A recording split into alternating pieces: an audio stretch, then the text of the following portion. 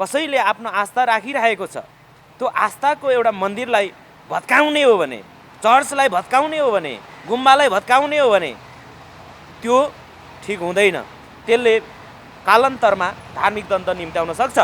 त्यसकारणले गर्दाखेरि म सिधै चाहिँ राज्य सत्तालाई म चुनौती दिन चाहन्छु कि यो देश भनेको धर्मनिरपेक्ष हो, धर्मनिरपेक्ष मुलुक भनेर चाहिँ संविधानमा कैद गरिएको छ र त्यो संविधानमा भएको धर्मनिरपेक्ष शब्दको जुन परिभाषाले बङ्ग्याइएको छ त्यो पनि हामीले सच्याइनुपर्छ भनेर भनिरहेका छौँ। र आज जुन प्रकारले घटना घटिरहेको छ यो अत्यन्तै दुःखद, खेदजनक र कुनै पनि एउटा चाहिँ धार्मिक आस्थामाथिको चाहिँ दमन हो भनेर चाहिँ मैले बुझ्छु। त्यस कारणले गर्दाखेरि यस्तो खालको जुन घटना घटेको छ यो घटनाको तुरन्तै छानबिन गरेर चाहिँ दोषीमाथि कारबाही हुनुपर्छ भनेर म माग राख्दछु। सरकारले बारम्बार चाहिँ अल्पसङ्ख्यक समुदायमाथि चाहिँ एकदमै षड्यन्त्रगत रूपले चाहिँ उहाँहरूलाई चाहिँ धरपकड गर्ने, उहाँहरूलाई दुःख दिने कामहरू चाहिँ राज्यले गरिराखेको छ। यो प्रति हाम्रो घोर आपत्ति छ र अघि नै हाम्रो साथीले पनि भनिसक्नु भएको छ कि यस्ता कामहरू राज्यले द्वन्द्व निम्त्याउने, धार्मिक द्वन्द्व निम्त्याउने, कलह निकाल्ने निम्त्याउने र शान्ति प्रक्रियालाई नै खललमा पार्ने काम जसले गरेको छ ती दोषीहरूलाई कडाभन्दा कडा चाहिँ राज्यले कानुनी कारबाही गर्नुपर्छ। र हिजो चाहिँ बाँकीको डिएसपी साहबसँग पनि मैले कुरा गर्न कोसिस गरेको थिएँ तर उहाँसँग सम्पर्क हुन सकेन। तर सिडिओ साहबसँग मैले कुरा गरेको थिएँ, उहाँले भन्नुभयो कि त्यहाँ चर्च भन्ने नै थाहा थिएन हामीलाई भनेर। उहाँ त्यहाँबाट पन्छिन खोज्दै हुनुहुन्थ्यो होइन। तर त्यहाँ वडा अध्यक्षसँग सम्पर्क गर्दा उहाँले के भन्नुभयो भने यो चाहिँ सिडिओ साहबको चाहिँ ठाडो आदेश हो भन्नुभयो। तर सिडिओ साहबले के भन्नु, मलाई थाहा नै भएन, त्यो बारेमा म बुझौँला र चर्चलाई चाहिँ यो चाहिँ यसलाई चाहिँ सही अलिकति चाहिँ स्थानान्तरण गर्नलाई चाहिँ म पहल गर्छु भनेर उहाँले त्यहाँबाट तर्किन खोज्दै हुनुहुन्थ्यो।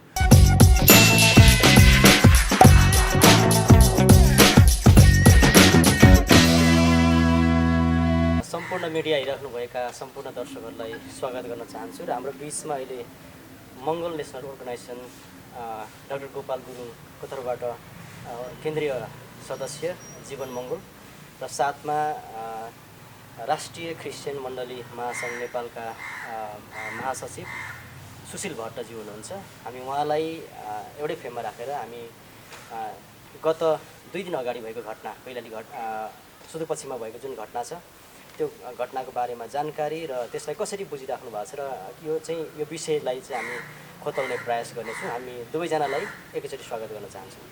हस्, धन्यवाद। हुन्छ, धन्यवाद यहाँहरूलाई, सम्पूर्ण मिडियाका साथीहरूलाई। विशेष गरेर अहिले जुन चाहिँ 2 दिन अगाडि यो चाहिँ 2077 10 महिना 6 गते चाहिँ दिउँसो जुन प्रकारको चाहिँ यो चाहिँ 5 नम्बर प्रदेशको नेपालगञ्ज उपमहानगरपालिका वार्ड नम्बर 20 मा रहेको चाहिँ यो स्थानीय त्यहाँको नयाँ बस्ती क्रिस्चियन चर्चमा चाहिँ जुन डोजर लगाउने काम भयो त्यो चाहिँ एकदमै निन्दनीय काम भएको थियो र 2064 सालदेखि सरकारको एलएनी जग्गामा अव्यवस्थित रूपमा रहेको त्यो जग्गामा चाहिँ त्यहाँ चाहिँ 80-85 घर परिवार सुकुम्बासी बस्ती त्यहाँ थिए र त्यही बस्तीका मान्छेहरूले स्वस्फूर्त रूपमा चाहिँ उनीहरू क्रिस्चियन भएको कारणले गर्दा उनीहरूले त्यहाँ एउटा सङ्गति गर्ने एउटा टहरा उनीहरूले निर्माण गरेका थिए। त्यो टहरालाई चाहिँ कुनै पनि जानकारी नदिकन चर्चलाई चाहिँ त्यहाँको वडा अध्यक्ष त्यहाँको सिडिओले चाहिँ ठाडो आदेश दिएर स्कुलको व्यवस्थापन समिति र त्यहाँको प्रधानाध्यापकले चाहिँ चर्चमाथि चाहिँ डोजर लगाएका छन्। चर्च चाहिँ एकदमै तहस नहस गरेका छन् र एउटा आस्थाको केन्द्रमाथि चाहिँ उनले प्रहार गरेका छन्। यो प्रति अब हामी सबै यो प्रति हामी गहिरो दुःख व्यक्त गर्न चाहन्छौँ। जीवन सर, विशेष गरेर यहाँ चाहिँ विभिन्न जातीय कुरालाई पनि उठाइराख्नु भएको छ र धार्मिक आस्थाहरूलाई पनि यहाँले प्रबोधन गर्ने काम गरिराख्नु भएको छ। यहाँको चाहिँ यो घटनालाई लिएर के छ यहाँको धारणा? यो जो 6 गते घटेको घटना रहेछ यो विषयमा मिडियामा आइसकेपछि मैले पनि थाहा पाएँ। जुन प्रकारले नेपाललाई चाहिँ एक भनौँ न अहिलेको संविधान, नेपालको संविधान 2072ले देशलाई बहुधार्मिक देश भनेर घोषणा गरिसकेको छ। त्यसमा धर्मनिरपेक्ष भनेर राज्य भनेर चाहिँ त्यहाँ परिकल्पना गरिएको अवस्था छ। तर जुन प्रकारले एउटा यहाँ यो नेपालको परिवेशमा भन्नुपर्दाखेरि विशेष गरेर क्रिस्चियन समुदायमाथि, धार्मिक सम्प्रदायमाथि हिन्दू अतिवाद अत्यन्तै चाहिँ हिन्दू अतिवाद लाद्ने काम भइरहेको छ। त्यसो भएकोले गर्दाखेरि जुन एउटा त्यहाँ चर्चलाई चाहिँ डोजर लगाएर रातारात भत्काइयो, त्यो भत्काइनु हुँदैन थियो। तर अब भत्काइसकेको छ। यसलाई अब हामी चाहिँ के भन्छौँ त भन्दाखेरि हाम्रो तर्फबाट, मेरो व्यक्तिगत तर्फबाट पनि म के भन्न चाहन्छु भने यस्ता खालका राज्यबाट घटनाहरू घट्नु अत्यन्तै दुःखद हो, खेदजनक हो। हामी खेद प्रकट गर्न चाहन्छौँ। र अर्को कुरो, जुन एउटा चाहिँ धार्मिक आफ्नो एउटा आस्था, कसैले आफ्नो आस्था राखिरहेको छ, त्यो आस्थाको एउटा मन्दिरलाई भत्काउने हो भने, चर्चलाई भत्काउने हो भने, गुम्बालाई भत्काउने हो भने त्यो ठिक हुँदैन। त्यसले कालान्तरमा धार्मिक दण्ड निम्त्याउन सक्छ। त्यस कारणले गर्दाखेरि म सिधै चाहिँ राज्य सत्तालाई म चुनौती दिन चाहन्छु कि यो देश भनेको धर्मनिरपेक्ष हो, धर्मनिरपेक्ष मुलुक भनेर चाहिँ संविधानमा कैद गरिएको छ। र त्यो संविधानमा भएको धर्मनिरपेक्ष शब्दको जुन परिभाषाले बङ्ग्याइएको छ त्यो पनि हामीले सच्याइनुपर्छ भनेर भनिरहेका छौँ। र आज जुन प्रकारले घटना घटिरहेको छ यो अत्यन्तै दुःखद, खेदजनक र कुनै पनि एउटा चाहिँ धार्मिक आस्थामाथिको चाहिँ दमन हो भनेर चाहिँ मैले बुझ्छु। त्यस कारणले गर्दाखेरि यस्तो खालको जुन घटना घटेको छ यो घटनाको तुरन्तै छानबिन गरेर चाहिँ दोषीमाथि कारबाही हुनुपर्छ भनेर म माग राख्दछु। बेला बेला चाहिँ एउटा क्रिस्चियन इसाईहरूको यो प्रति चाहिँ बेला बेला चाहिँ यस्तो अट्याक हुने गरेको छ। यहाँले चाहिँ तपाईँको संस्थाले चाहिँ के गर्दै हुनुहुन्छ यो विषयमा? अब राष्ट्रिय क्रिस्चियन मण्डली महासङ्घ नेपालले हिजो मात्रै पनि त्यो बारेमा चाहिँ प्रेस विज्ञप्ति पनि हामीले जारी गरेका छौँ। र नेपालमा सबै धर्म आस्थाको स्वतन्त्रता छ, त्यो चाहिँ संविधानमा लेखिएको छ। तर व्यवहारमा, कार्यान्वयनमा चाहिँ ठ्याक्कै त्यसको विपरीत भइरहेको हामी पाउन सक्छौँ। प्रार्थना गरेकै भरमा हाम्रा पास्टरहरू पक्राउ पर्छन्, प्रार्थना गरेकै भरमा हाम्रा मानिसहरूलाई धरपकड हुन्छ। अनि र सो इच्छाले चाहिँ जहाँ चाहिँ चर्चहरू भएका छन् त्यो चर्चहरूमा तपाईँको बारम्बार दुःख दिने कार्यहरू गरेको छ। सरकारले बारम्बार चाहिँ अल्पसङ्ख्यक समुदायमाथि चाहिँ एकदमै षड्यन्त्रगत रूपले चाहिँ उहाँहरूलाई चाहिँ धरपकड गर्ने, उहाँहरूलाई दुःख दिने कामहरू चाहिँ राज्यले गरिराखेको छ। यो प्रति हाम्रो घोर आपत्ति छ। र अघि नै हाम्रो साथीले पनि भनिसक्नु भएको छ कि यस्ता कामहरू राज्यले द्वन्द्व निम्त्याउने, धार्मिक द्वन्द्व निम्त्याउने, कलह निकाल्ने निम्त्याउने र शान्ति प्रक्रियालाई नै खललमा पार्ने काम जसले गरेको छ ती दोषीहरूलाई कडाभन्दा कडा चाहिँ राज्यले कानुनी कारवाही गर्नुपर्छ। र हिजो चाहिँ बाँकीको डिएसपी साहबसँग पनि मैले कुरा गर्न कोसिस गरेको थिएँ, तर उहाँसँग सम्पर्क हुन सकेन। तर सिडिओ साहबसँग मैले कुरा गरेको थिएँ, उहाँले भन्नुभयो कि त्यहाँ चर्च भन्ने नै थाहा थिएन हामीलाई भनेर। उहाँ त्यहाँबाट पन्छिन खोज्दै हुनुहुन्थ्यो होइन। तर त्यहाँ वडा अध्यक्षसँग सम्पर्क गर्दा उहाँले के भन्नुभयो भने यो चाहिँ सिडिओ साहबको चाहिँ ठाडो आदेश हो भन्नुभयो। तर सिडिओ साहबले के भन्नु, मलाई थाहा नै भएन, त्यो बारेमा म बुझौँला र चर्चलाई चाहिँ यो चाहिँ यसलाई चाहिँ सही अलिकति चाहिँ स्थानान्तरण गर्नलाई चाहिँ म पहल गर्छु भनेर उहाँले त्यहाँबाट तर्किन खोज्दै हुनुहुन्थ्यो। तर म उहाँहरूलाई अब त्यो एउटा पुलिस प्रशासनको चाहिँ दादागिरी शैलीमा जुन चाहिँ चर्च भत्काएको छ यो चाहिँ हाम्रो आस्थामाथि धेरै ठुलो ठेस लागेको छ। र यदि यस्तो कार्य गर्यो भने यो चाहिँ एकदमै हामीलाई चाहिँ सहने हुँदैन। यस कारणले गर्दा राज्यले र यो चाहिँ स्थानीय प्रशासनले पनि संवेदनशील भएर त्यसरी चाहिँ चर्चमाथि डोजर चलाउनु हुँदैन थियो। के त्यहाँ मन्दिर भएको भए उनीहरूले डोजर चलाउन सक्थे? के चाहिँ त्यहाँ चाहिँ तपाईँको अरू कुनै तपाईँको आस्थाको केन्द्र भएको भए के उहाँहरूले त्यसलाई चाहिँ डोजर लगाउँथे? अहिले हामी देख्न सक्छौँ बाटो बाटोमा चाहिँ मन्दिरहरू भएका कारणले गर्दाखेरि रोड विभागले त रोड ठुलो बनाउन सकेको छैन। यस्ता थुप्रै घटनाहरू छन् होइन। भने एउटा सार्वजनिक स्थलमा भएको चर्चलाई चाहिँ जबरजस्ती सूचना पनि नदिकन डोजर लगाइन्छ भने त्यो चाहिँ कसरी चाहिँ मण्डली महासङ्घले चाहिँ सहन सक्छ? त्यस कारणले गर्दाखेरि आज बाँकेको चाहिँ त्यहाँका केही साथीहरू चाहिँ सिडिओ कार्यालयमा डेलिगेसनसहित जानुभएको छ। यदि त्यहाँ चाहिँ चर्चलाई चाहिँ सुरक्षित रूपमा कुनै ठाउँमा हस्तान्तरण गरिएन भने यसले चाहिँ एउटा ठुलो रूप लिन सक्छ र राज्यले त्यसको परिणाम चाहिँ राज्यले नराम्रो प्रकारले बेहोर्नुपर्छ। जीवन सर, लामो समयदेखि तपाईँले अलिकति क्रिस्चियनिटीलाई पनि हेरिराख्नु भएको छ होइन? विभिन्न प्रकारको कहिलेकाहीँ अर्कै घटनालाई पनि जबरजस्ती क्रिस्चियनिटीमा जोड्ने कुराहरू भएको छ। अनि त्यो मात्रै होइन, धेरै ठाउँ चाहिँ जस्तै बौद्ध स्तूपलाई पनि जुन त्यसलाई पनि अलिकति एट्याक गर्यो, किनभने तपाईँ त्यो सम्बन्धित होइन एउटा सरकारबाट अलिकति पछाडि पारिएका अथवा एउटा बहिष्कृत गरिएकाहरूको बिचमा यहाँले काम गरिराख्नु भएको छ। राज्यको संयन्त्रै यस्तै हो कि के गर्न सकिन्छ? यो अवस्थाले तपाईँलाई कतातिर लगेको जस्तो लाग्छ एउटा राजनीतिज्ञको हिसाबले? जुन प्रकार राज्यको कानुनी व्यवस्था छ त्यो कानुनी व्यवस्था नै विभेदकारी छ, नम्बर 1।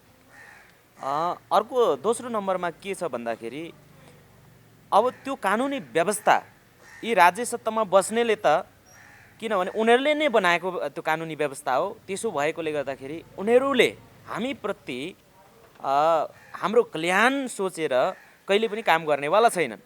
त्यसो भएकोले मैले बारम्बार भन्ने गरेको छु, यहाँ चाहिँ क्रिस्चियनलाई चाहिँ दमन भएको विषयमा मैले बोली पनि राखेको छु, बुद्धिस्टलाई चाहिँ दमन भएको छ त्यो विषयमा नि मैले बोलिरहेको छु होइन। आज जुन प्रकारले राज्य सत्ताले हामीलाई दमन गरिरहेको छ, हामीलाई हेपिरहेको छ, हाम्रो आस्थालाई स्वविवेकले मान्न पाउनुपर्छ भन्ने जुन एउटा मौलिक हक छ, त्यो हकलाई चाहिँ उनीहरूले चाहिँ हामीलाई चाहिँ कुनै न कुनै माध्यमबाट आक्रमण गरेको छ।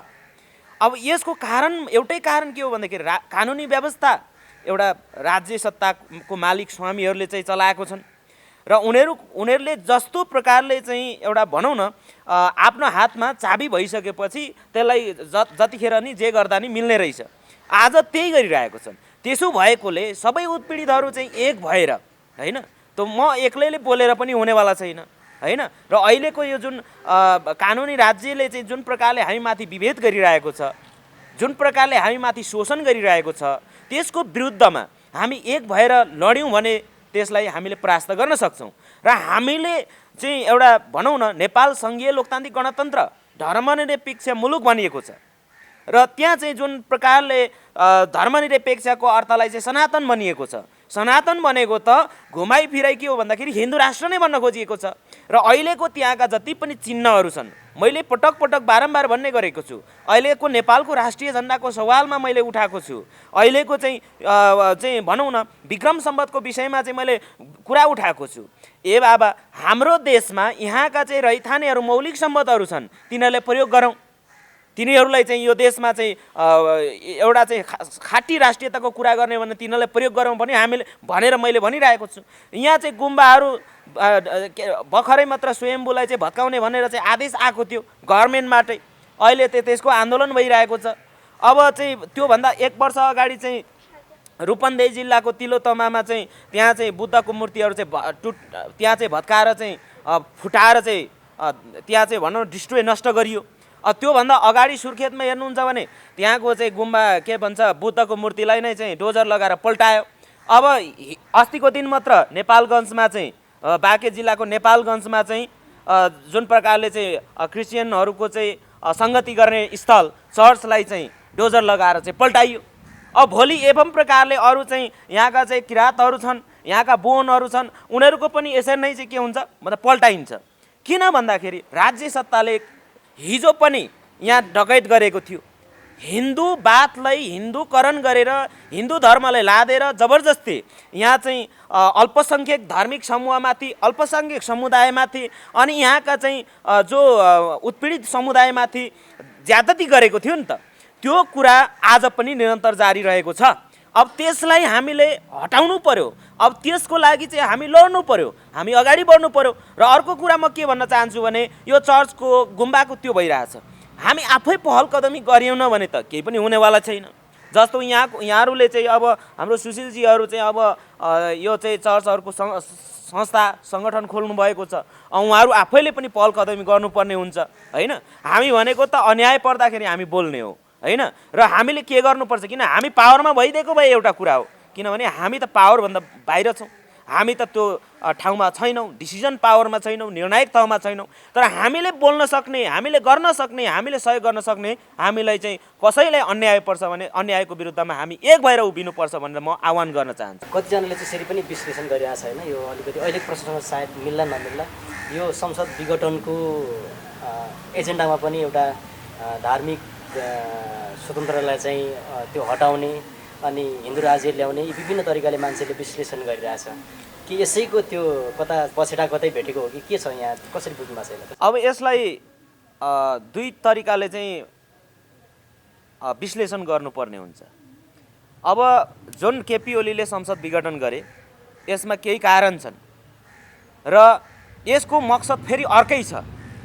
जस्तो नेपालमा केपी शर्मा ओली भनेको कहिलेदेखि उदाएको मान्छे भन्दाखेरि जब चाहिँ इन्डियाले नेपाललाई नाकाबन्दी लगायो त्यसपछि केपी शर्मा ओली आएका हुन्। तर त्योभन्दा उसको रेकर्ड के छ त भन्दाखेरि केपी शर्मा ओली भनेको यहाँका उत्पीडित समुदायमाथि उसले चाहिँ दमन गर्न पर्छ भन्ने मानसिकता राख्ने बोकेको व्यक्ति हो है। अर्को कुरा के हो त भन्दाखेरि यहाँ चाहिँ सङ्घीयता हुनु हुँदैन, यसले चाहिँ रुवान्डा बनाउँछ भन्ने उनको पटक पटक भाषणहरू थियो।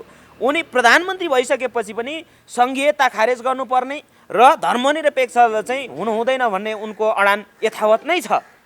र आज जुन प्रकार अब प्रचण्डलाई चाहिँ बायस गरेर अथवा प्रचण्डहरूले भनेको अथवा अरू चाहिँ परिवर्तनकारी चाहिँ पार्टीहरूले भनेको कुरा केपी ओलीले नसुन्नु अथवा बहुमतको जुन एउटा सरकार हो त्यो आफ्नै बहुमत आफ्नै कार्यकर्ताले भनेको कुरा पनि नसुनिकन उनले एकलौटी तरिकाले जुन प्रकारले संसद विघटन गरिरहेछ यो एउटा चाहिँ के हो भन्दाखेरि यहाँ चाहिँ अधिनायकवादी शासन लात्ने। अब अहिले जुन भइरहेको छ कि अब संसदले चाहिँ त्यसको मुद्दाको चाहिँ अहिले चाहिँ संसद विघटनको सवालमा जुन प्रकारले चाहिँ अब त्यो मुद्दा परेको छ त्यसको अब फैसला अवश्य पनि आउनेछ। त अब के त्यसको पक्षमा आउँछ कि विपक्षमा आउँछ, दुईमा एक आउनेवाला छ। अब दुइटै आउँदाखेरि पनि के हुनेवाला छ त भन्दाखेरि अब संसद विघटनको पक्षमा आयो भने अब यहाँ चुनावको कुरा आछ। अब चुनाव भोलि हुने हो कि नहुने भन्ने त्यसको ग्यारेन्टी छैन होइन। त्यसले के गर्छ त भन्दाखेरि भोलि द्वन्द्व ल्याउन सक्छ होइन। अर्को अब द्वन्द्व ल्याइसकेपछि उसले चाहिँ सैनिक ल्याउने, राजा पनि ल सकेन है भनेर चाहिँ राजालाई चाहिँ चाबी के अरे चाहिँ सत्ता हस्तान्तरण गर्ने अनि चाहिँ नेपाललाई चाहिँ फेरि के गर्ने त्यही विष्णुको अवतार राजालाई चाहिँ ल्याएर अनि त्यसपछि फेरि यहाँका प्रजाहरूलाई चाहिँ खुट्टा धगाउने र यहाँ चाहिँ धार्मिक सत्ता लात्ने र चाहिँ एउटा चाहिँ एकल नस्लीय शासन व्यवस्थालाई चाहिँ फेरि कायम राख्ने उनको एउटा चाहिँ भनौँ न उनको एउटा त्यो चाहिँ बाटो एउटा देखिन्छ। अर्को कुरा के छ भन्दाखेरि अहिले अब अहिले चाहिँ उनको विपक्षमा केपी ओलीको विपक्षमै फैसला आयो भने पनि उनले फेरि त्यहाँ पनि बल प्रयोग गर्नेवाला छ। अब उनले चाहिँ यति पछि के गर्छ त भन्दाखेरि नेपालमा हिन्दू राष्ट्र घोषणा गर्छ होइन। किन भन्दाखेरि धर्मनिरपेक्ष उनी चाहँदैनन्। उनी त एउटा धर्म एउटा नस्ल एउटा चाहिँ समुदायको मात्र हितमा काम गर्ने मान्छे हो। अब तराईका चाहिँ मधेसीहरूलाई चाहिँ दुईटा फल मात्र सम्झिने, त्यो पनि कुहिएको फल सम्झिन्छन् होइन। अनि जनजातिहरू भनेको त यिनीहरू त जङ्गली हुन् भन्ने सम्झिन्छन् होइन। आज जो हामी मूलवासी भनिरहेको छौँ हामी मूलवासीहरूलाई हामी मङ्गोलहरूलाई त उनीहरू त जङ्गली भनिरहेको छन्। अब यस कारणले गर्दाखेरि म चाहिँ के देख्छु भन्दाखेरि अब यहाँ आफ्नो आफ्नो धर्मको आस्थाको कुरा उठ्यो। जब जब त्यो कुरा सशक्त बन्दै गयो सबैले चाहिँ आफ्नो समान धर्मको सवालमा सबैले आफ्नो धर्महरू चाहिँ प्रयोग गर्न पाउनुपर्छ, आफ्नो आस्थाहरूलाई चाहिँ आस्थामाथि विश्वास राख्न पाउँछ होइन। त्यो कुराहरू चाहिँ अब प्रबल रूपमा उठ्न थाल्छ त्यसपछि उनले चाहिँ दमन गर्छ। यस कारणले गर्दाखेरि अब केपी ओलीले जुन एउटा प्रतिगमनकारी एउटा कदम चालेका छन् यो आफैमा घातक छ र यसले के त मुलुकलाई अस्थिरता निम्त्याउँछ। र उनको जुन एउटा सपना थियो उनी सङ्घीय लोकतान्त्रिक गणतन्त्र चाहने मान्छे नै होइनन्। हुन त उनले भाषण गरेका छन् कि नेपालमा चाहिँ मैले 14 वर्ष जेल लोकतन्त्रको लागि सङ्घीयताको लागि बसेको भन्छ। तर उनी लोकतन्त्रको लागि सङ्घीयताको लागि उहाँ धर्मनिरपेक्षको लागि चाहिँ जेल बसेको होइन। त्यो कुरा त दुनियाँलाई थाहा छ। तर त्यसको लागि लड्ने को थिए? 17,500 जना चाहिँ बलिदान दिए हो उनीहरूले लडेका थिए। राजाको विरुद्ध निरङ्कुशताको विरुद्ध होइन, अनि प्रतिक्रमणकारीहरूको विरुद्ध नस्लवादीको विरुद्ध लड्ने 17,500 त त्यो एउटा चाहिँ के भन्छ सामान्य नागरिकहरू थिए भने त्यस्ता कैयौँ विद्वानहरू कैयौँ चाहिँ त्यस्ता खालका चाहिँ त्यतिखेरको समयमा सङ्घीय लोकतान्त्रिक गणतन्त्रको वकालत गर्नेहरूलाई चाहिँ त्यतिखेर गुमनाम बनाएको थियो। त्यतिखेर त केपी ओली त नेपालमा जातीयताको राजनीतिलाई चाहिँ अब जब चाहिँ यो कुरा प्रबल बन्न थाल्यो त्यसपछि उसलाई के भन्यो, यो जातीय राजनीतिले चाहिँ रुवान्डा बनाउँछ, इथियोपिया बनाउँछ भनेर उसले चाहिँ बार बार भाषण गरेको कारणले गर्दाखेरि उसको एउटै मात्र चाहना, ऊ शक्तिमा आइसकेपछि ऊ सङ्घीय लोकतान्त्रिक गणतन्त्रको भात खान थालेपछि उसले फेरि के भन्यो त भन्दाखेरि यो त हुनै सक्दैन, अब सङ्घीयताले देश धानेन भन्ने बनाउनको लागि यो गणतन्त्रलाई चाहिँ लोकतन्त्र गणतन्त्र सङ्घीयतालाई चाहिँ यो चाहिँ गलत व्यवस्था हो, यो चाहिँ यहाँबाट चाहिँ मान्छेले चाहिँ आम नागरिकहरूलाई चाहिँ अब एलर्जी होस्, यिनीहरूलाई चाहिँ यसले चाहिँ साँच्चीकै यो त घातक रहेछ भन्ने होस् बनाउनको लागि आज जुन प्रकारको चाहिँ कदम चालिएको छ यो भनेको के हो त भन्दाखेरि फेरि पनि नेपाललाई जङ्गली युगमा फर्काउने, राजाहरूलाई चाहिँ ल्याउने होइन, अनि जङ्गली शासन चलाउने, अनि एकल नस्लवादी शासन चलाउने, यहाँको चाहिँ सङ्घीयतालाई चाहिँ समाप्त गरिदिने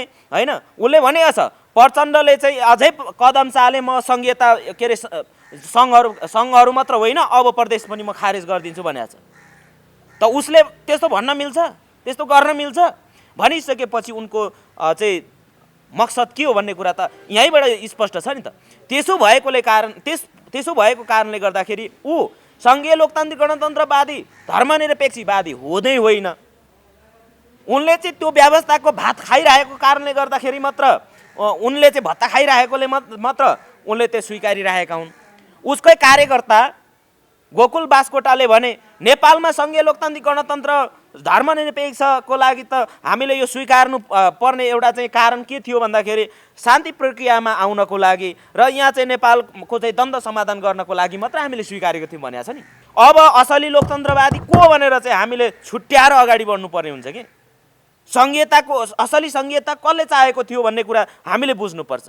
यहाँका चाहिँ एकर नस्लवादी चिन्तन बोक्ने केपी ओली जस्तालाई त सङ्घीयता चाहेकै थिएन हो। त्यसैको परिणामस्वरूप आज के भन्छ, एउटा चाहिँ रेशम चौधरीलाई चाहिँ जेलमा सडायो नि, उसले चाहिँ धनगढीमा गएर त्यही धनगढीमा गएर उसले केपी ओलीले चाहिँ केही समय अगाडि भाषण गरेका छन्। उनले के भनेका छन् भने यो चाहिँ अब के अरे रेशम चौधरीको बारेमा पनि उनले बोलेका छन्, यस्ता चाहिँ जातीय राजनीति गर्ने विखण्डन ल्याउनेहरूलाई चाहिँ अब मैले यसको बारेमा चाहिँ म बोल्न चाहन्न, रेशम चौधरी जस्तोको विषयमा चाहिँ मैले बोल्न चाहन्न, जुन के अरे चाहिँ सर्वोच्चले जुन कुरा चाहिँ फैसला गरेर त्यो कुरा हुन्छ भनेर चाहिँ उनले भनेका छन् होइन। अब त्यसको फलस्वरूप अहिले त्यहाँ चर्च पनि भत्काइयो। यो त के हो त भन्दाखेरि केपी ओलीको निर्देशनमा यो कामहरू भइरहेको छ, आक्रमणहरू भइरहेको छ। केपी ओलीकै सरकार एउटा चाहिँ सरकार हुँदाखेरि नै चाहिँ स्वयम्भूलाई पनि भत्काउने उनीहरूले डिसिजन गरेका हुन्। त्यसमा आन्दोलन भइसकेपछि हाम्रो पनि अप्रत्यक्ष रूपमा हाम्रो पनि त्यहाँ चाहिँ साथ छ, समर्थन छ, हामीले समर्थन जनाएका छौँ होइन। त्यही पनि त्यो भएको हो नि त, त्यहाँको चाहिँ ठुल्ठुला बुद्धको मूर्तिहरूलाई चाहिँ भत्काउने भनेर चाहिँ आदेश आइसकेको हो होइन। त्यसो भएकोले गर्दाखेरि यिनीहरूले अब हामी चुप लागेर बस्यौँ, हामी एकतामा आयौँ न, हामी चाहिँ जहिले आफ्नो आफ्नो मात्र चाहिँ कुरा चाहिँ हामी आफै मात्र जान्ने सुन्ने भएर हामी मात्र हौँ मै हुँ भनेर हामी गयौँ भने हामी जहिले पनि हार्छ। हामीले चाहिँ यसरी गरी चाहिँ दमन गर्दै लानेछ होइन। हामी एकता भएर के बुद्धिस्ट के इसाई के मुस्लिम के चाहिँ किराँत के चाहिँ के भन्छ हिन्दू सबै, अब हिन्दू पनि भनौँ न, हिन्दूभित्रकै पनि त्यहाँको चाहिँ आस्था राख्ने मान्छेहरू त उत्पीडनमा छ नि त। कसको कारणले भन्दाखेरि हिन्दू अतिवादीको कारणले होइन। सबैभन्दा बढी आतङ्ककारी यहाँ छ भने त्यही हिन्दू आतङ्कवादी छ के। हिन्दू आतङ्कवादी भन्नाले जसले हिन्दू अतिवाद लात्न चाहन्छ ती आतङ्कवादी हुन्। ती आतङ्कवादीले चाहिँ यहाँ जहिले तहिले आतङ्क मचाइरहन्छन्। योभन्दा अगाडि यही अब यहाँ जुन सवाल उठ्यो, अब योभन्दा केही समय अगाडि चाहिँ यो जामे मस्जिद अगाडि चाहिँ डोजर लगाएर चाहिँ भत्काएकै हो। तपाईँहरूले थाहा भयो कि भएन? जामे मस्जिदको अगाडि चाहिँ त्यहाँको डाङडुङ छाप के अरे चाहिँ अगाडिको चाहिँ भाग डोजर लगाएर भत्कायो। अब त्यहाँ कोही पनि बोलेन। किन भन्दाखेरि यहाँ पनि फेरि धर्मको सवालमा पनि हामी आफै बाजेर बस्छौँ। ठिक छ त, हाम्रो धर्म आफ्नो तरिकाले चाहिँ मानौँ आस्था हाम्रो आफ्नो ठाउँ आफ्नो चाहिँ स्वविवेकले मानौँ, तर पर्दाखेरि हामी सबै एकजुट भयो भने पो बल्ल त के हुन्छ। यहाँ बुद्धिस्ट भनेर अनि चाहिँ इसाई भनेर यहाँ चाहिँ के अरे चाहिँ इस्लाम मुस्लिम भनेर हामी चाहिँ एक आपसमा विभाजन हुनुभन्दा पनि एकता चाहियो कि। धर्मनिरपेक्ष चाहने मान्छेहरू एक हुनु पर्यो। जसले चाहिँ मेरो धर्म पनि यहाँ चाहिँ मान्न पाउनुपर्छ भन्ने चाहन्छ उसले धर्मनिरपेक्षको लागि अगाडि बढ्नु पर्यो नि। अनि हिन्दूवाद चाहने मान्छे चाहिँ जो सत्तामा छ त्यसकै पछि लागेर ताली पिट्दै। अब एउटा कुरा मलाई अचम्म लागेको कुरा के हो भने अब हामीलाई चाहिँ धर्मनिरपेक्ष उस्तो भयो भन्ने होइन, यस्तो भयो भन्ने, अनि भोट हाल्ने बेलामा चाहिँ फेरि ड्याङ्ग चाहिँ केपी ओलीले हालिदिने, ल जा राप्रपालाई हालिदिने। एउटा घटना के छ भने तपाईँहरूलाई म सुनाइहाल्छु। 2074 सालको चुनाव स्थानीय निकायको चुनावमा धादिङ जिल्लाबाट तामाङनी त्यो पनि क्रिस्चियन समुदायको ऊ चाहिँ राप्रपाको चाहिँ अध्यक्षतामा लडेछ। हेर्नुहोस् है, यो रियल घटना हो। अब उसले के बुझेर गर्यो होला त?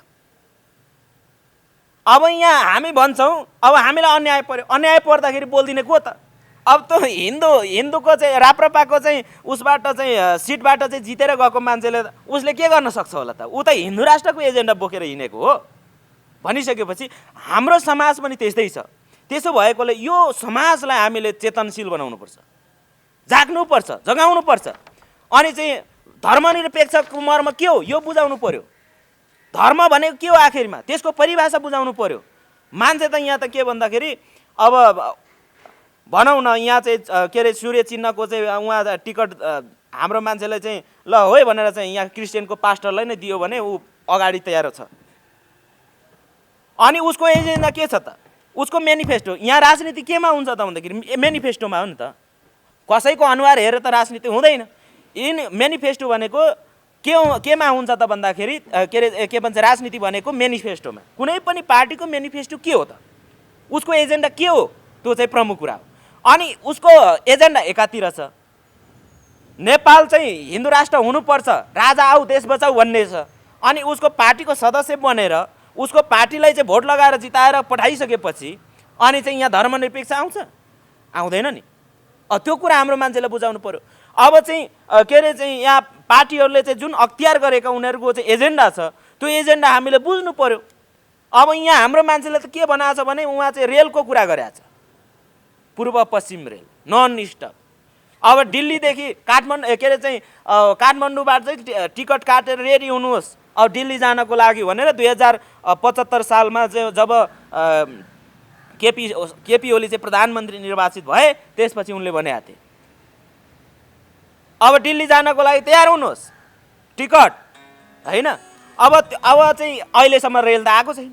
किन भन्दाखेरि हाम्रो मान्छेलाई यस्ता खालका चाहिँ हाम्रा चाहिँ एउटा मौलिक हकहरूमाथि दमन गर्ने अनि त्यो चाहिँ त्यसलाई दमन गर्नको लागि के देखाउने त भन्दा विकास नचाहिएको होइन नि, विकास चाहिएको छ। तर विकासको साथसाथै यहाँको चाहिँ सबै उत्पीडितहरूलाई चाहिँ त्यसलाई चाहिँ सहभागितामूलक गरेर सहभागीमूलक र एउटा चाहिँ समावेशीमूलक चाहिँ बनाएर सबैको चाहिँ अधिकार सम्पन्न गरेर गए पो त्यो चाहिँ के हुन्छ भन्दाखेरि त्यो राष्ट्रमा चाहिँ समृद्धि हुन्छ, स्थायित्व हुन्छ होइन, दिगो शान्ति विकास हुन्छ। एउटा डोनाल्ड ट्रम्पको सनकले अमेरिकामा आज के भयो? अस्ति 4 जना मान्छे चाहिँ क्यापिटल हलमा चाहिँ के भयो मरे, आन्दोलनकारीहरू त्यो भित्र छिरे भनेपछि अमेरिका जस्तो देशमा एउटा चाहिँ एकजना व्यक्तिको सनकमा एकजना शासकको गलत मान्छेको सनकमा चाहिँ के भयो त्यहाँ चाहिँ त्यस्तो घटना भयो नि, संसारभरि त्यसको निन्दा भयो। आज चाहिँ जो बिडेन आज चाहिँ अमेरिकाको राष्ट्रपति हिजो मात्र उसले शपथ लिइसक्यो। कमला ह्यारिस जस्तो मान्छेहरू अमेरिकामा छन्। उसको मन्त्रीमण्डलमा 12 जना त महिला मात्र छन्। अब केपी ओलीको मन्त्रीमण्डल हेर्नुहोस्, त्यहीँबाट स्पष्ट छ ऊ के चाहन्छ भन्ने कुरा त स्पष्ट छ नि त। समावेशिता चाहँदैन, सबैको सहभागिता चाहँदैन, ऊ त एउटा नस्ल एउटा धर्म बोकेर जाने हो। अस्ति रामको कुरा ल्याए नि तपाईँहरूले देख्नुभयो। उसको अन्तर्वार्ता चाहिँ हेरेर धेरै मान्छेले चाहिँ आम्मा केपी ओली त राष्ट्रवादी हो, मैले राष्ट्रवादी मान्नेवाला छैन।